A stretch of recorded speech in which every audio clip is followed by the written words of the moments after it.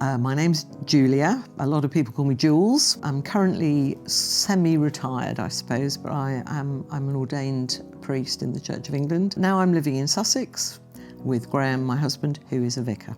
I'm Graham. I'm a vicar. Also a vicar. Well, I only became a Christian in my 30s anyway. My approach to a Christian relationship was very different from how I had approached relationships before that, which frankly was pretty messy. In fact, I was engaged in my 20s and that ended badly with me discovering that he'd been unfaithful. What I should tell you is that I was at the time going out with Marilyn when I became a Christian, and I persuaded her to come to church with me. And when she told her parents, they threw her out the house. So we got married at the age of 20. So I'd never really had that sort of early tangle of relationships. We were thrown together at a very early age and married at a very early age. She was very ill. She had very severe rheumatoid arthritis and was basically crippled with it and in constant, intense pain. So she would cry all night. She'd make me sleep in another room where I couldn't hear her when I was at home. The doctors said otherwise she would live to an old age. And one night I sat with her, she was crying, and I just prayed, Lord, please put an end to this. And 2 weeks later, she just dropped dead. I just thought I had to have a plan. You know, it's sort of fixation, isn't it, that you have to have a plan, and it's in our culture. What's your 5-year plan? They always ask you when you go for a job interview and that sort of thing. So if I had a plan, I felt safe. But my issues were much deeper, and it was more to do with low self-esteem and not really believing that I was worth very much, and that was sort of exacerbated by what had happened to me in the relationship. And although I'd kind of got over Harry, I was channeling all my energies into finding a man, really, and disaster. We went through our journey of marriage and we realised that we'd each actually been married to about a dozen people, because when we got married, we changed. When I started work, I changed. When Marilyn had her first baby, she changed. And of course, when we became Christians, we changed. We had to fall in love with a new person each time. Finding God was the most important thing for me, really, because finding God just sorted me out as a person, made me realise where I'd been going wrong with so many things, you know, looking for sort of contentment and purpose and meaning in the wrong things, really thinking that another human being could be the answer to all those desires. And you go into a relationship with that, it's always going to be difficult.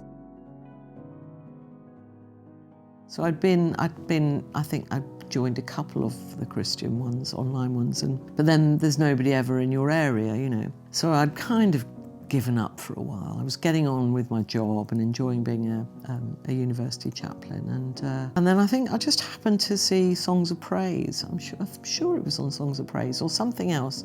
I heard it mentioned anyway, and so it was months after that, and I was talking about it with my two lodgers, who were young students, and I said, "Oh, have you heard of this thing?" And one of them had heard of SALT. So I thought, I think I'll give it a go. So anyway, I signed up, and they were about 10 people, and no,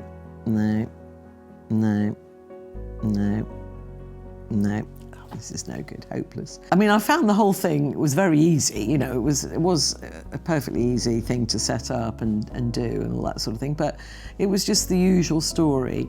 Nobody my sort of age, nobody my area, the ones that they were not appropriate, didn't appeal for whatever reason. Sure, they were decent people, but and then I don't know, a few weeks later, can't remember exactly when it was, I noticed that I got a message from somebody. I'd been sent some leaflets about it and to give to the congregation, and I thought, well, I'm not going to give them without checking it out. And you have to log in, you have to basically, to do anything, you have to form a profile, which I did.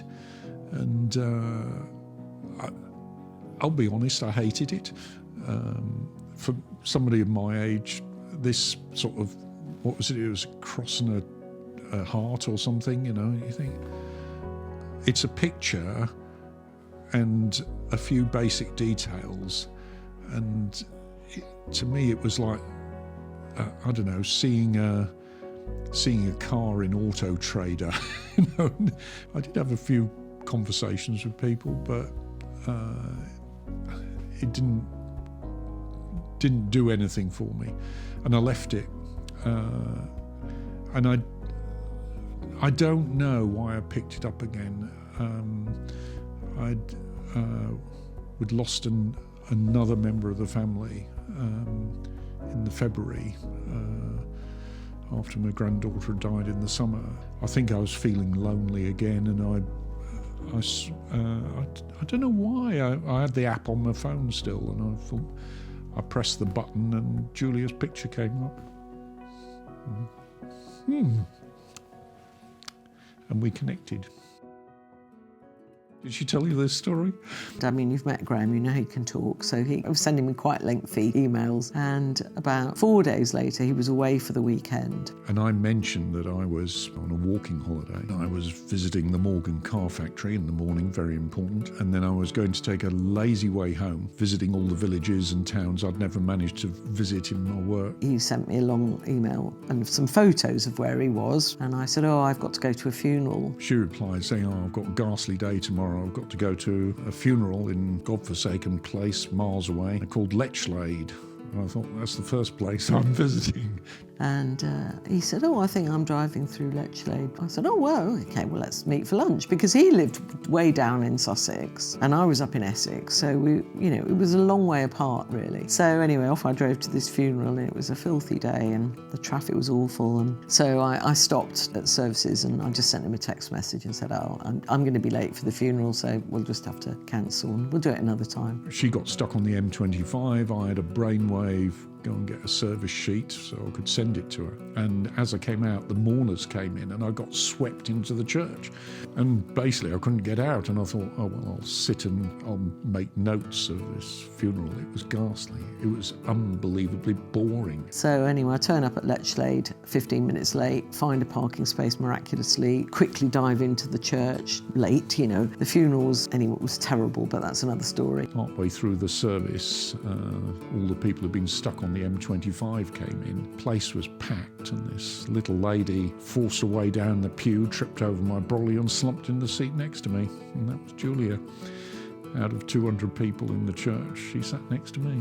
Immediately after the funeral, I suddenly became aware that there was somebody sort of hovering at my elbow, and I kind of took a glance like this, and I thought, oh, could be Graham? And sure enough, it was. And so we went off to the wake together, which was quite funny because I didn't know anybody. So we just chatted and talked for about an hour and a half non-stop. Got on really well. And I said, oh, should we do this again? Graham said, yeah, yes, please. 3 years ago, would you have ever imagined having 2 dogs and a wife? And there was a silence. I mean, one of the things that it has been unusual for me, I suppose, is coming into an established family. That's been probably more difficult than I thought it was going to be. And it's quite hard to get to know people because we always meet in very large gatherings. There's always a lot of banter, family banter, which is the culture of the family, which is a bit different from my family. Obviously, every family is different. It's going to be hard for me to get to know them. And COVID hasn't helped. COVID hasn't helped. Probably only seen them a handful of times, yes. Yeah. And, you don't have the opportunity for the sort of one-to-one conversations over the washing up or something like that, because we just haven't had those opportunities where those things might have happened. But apart from that, I mean, I think that's the only thing that's been difficult. And as I say, it's not exactly been that difficult because we've hardly seen them. My reflection is it was all prepared for us rather than... So it's been more a case of just getting on with it rather than sort of, oh gosh, what do we do now? And so I sort of, that sense of the Lord just having it's an arranged marriage is, I think, how I felt. I would just say get on with living and following your vocation, as I talked about earlier, in terms of whatever it is God's given you to do for today. You're single for today, you're probably single for tomorrow, looking at the diary, and possibly for the next week or two, but beyond that it's up to God, it's in God's hands. And I think once I got into that kind of mindset, that was much more helpful than having that ridiculous plan. I had to have a plan, that was very enslaving, really. And I think God doesn't want us to be slaves, he wants us to be free to love him and to love life. And if you're constantly wanting something else, you're missing out on the joys of today. Linking onto what Julia's just said, enjoy the life God has given you today, because I was in that thing of I need someone, and it was destroying me. It was only when I came to the very clear decision that if I was going to be single for the rest of my life, that was okay. Accepting that, if that's God's will, that is the best place to be. But also, if God has prepared somebody for you, accepting your current status means that when the Lord brings you together, that will be the right person. If you're desperate for a car, never go and buy a car on the day you're desperate, because you'll buy the wrong one and you'll regret it.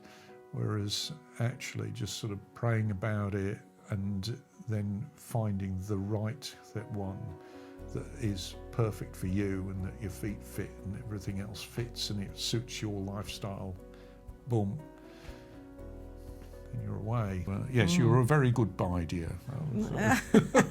I'm very economic to run as well, aren't I? Well, apart from the accessories. Yes. Yes.